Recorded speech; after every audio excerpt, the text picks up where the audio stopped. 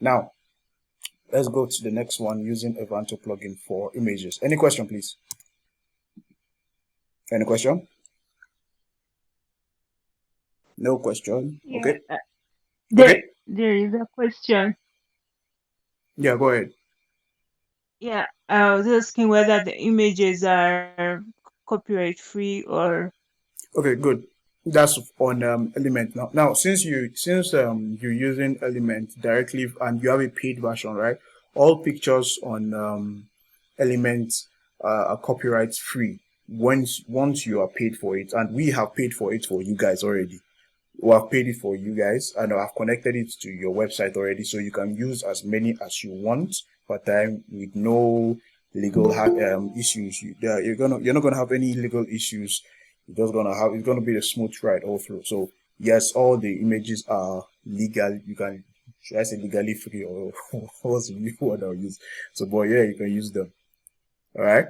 Okay, Any other thank you. any other questions, please? All right. I'm gonna continue. Okay. Okay. We're talking about photos for elements. This is actually very, very important. I actually want you guys to. It's actually very, very important. I know websites that it can get extremely slow. In fact, let me open one of my websites. Mustard innovators web.app.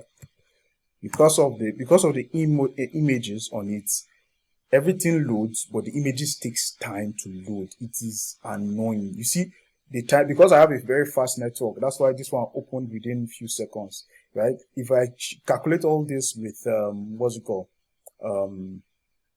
if I calculate this with Google, it will tell you that your website is 2 minutes slow. You say 2 seconds slow.